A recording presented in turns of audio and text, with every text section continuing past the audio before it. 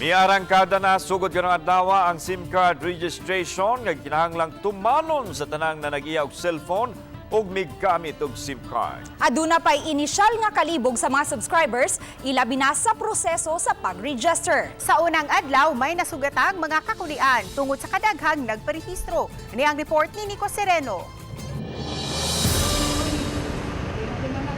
Sa opisina sa National Telecommunications Commission kon NTC sa Subang Dako, Mandawi, nakamontar na og assistance desk ang taga Smart Communications og Dito Telecommunity. Ang laing mobile provider nga Globe Telecom mag-set up usab sa dapit. Matag karon og unya, may mga nagpangutana sa proseso sa SIM registration. Ubos niini, gikinahanglan nga iparehistro sa mga users ang gigamit nga SIM card existing ug mga bag-ong numero. Mihatag og platform o website ang mga telco providers mismo. Sagad sa mga nagpangutana kaganiha, naglibog pa sa proseso nga himuon online.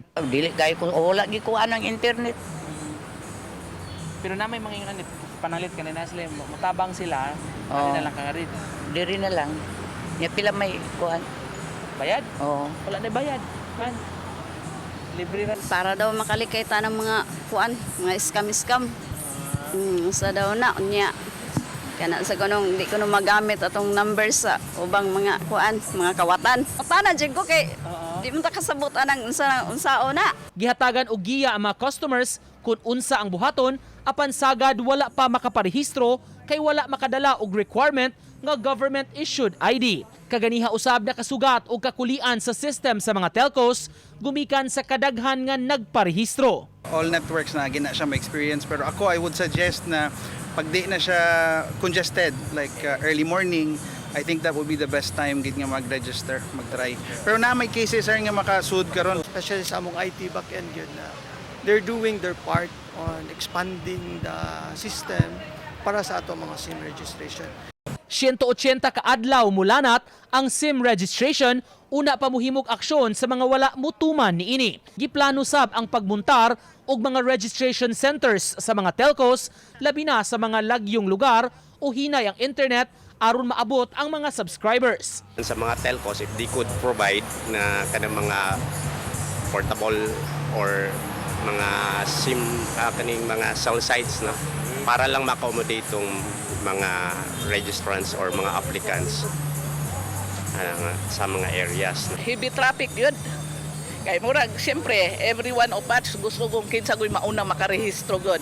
Bisag ako gusto gani ko makarehistro na, pero ako give time kay napamantay number of days bago na tay 180 days na pay possible nga extension. Sa Lapu-Lapu City, nagpangutana sab ang mga subscribers ning usa ka telco kabahin sa proseso. Dunay misuway pagparehistro apan naglisod kay nag-aginod ang signal ug maglisod pagsud sa network. Ang ubang senior citizens nakapangutana usab unsaon pagparehistro gamit ang analog phone. Mahimo kuno gihapon nga magparehistro gamit ang Android phone sa lain nga tawo o sa desktop. Samtang sa lalawigan sa Bohol, daghan sab ang nagplano unta nga magparehistro ning unang adlaw sa SIM registration. Apan uban wala makabuhat niini, bisan makapila ka higayon, gi-open ang website sa mga telcos. Guba man ang link, so di ko makapag-register, so try lang na ako niya. Samtang mao kini ang mga websites nga i-open sa mga subscribers sa Smart, Dito o Globe sa pagparehistro sa ilang SIM cards. Uban ni Godfrey Relien, Nico Sereno,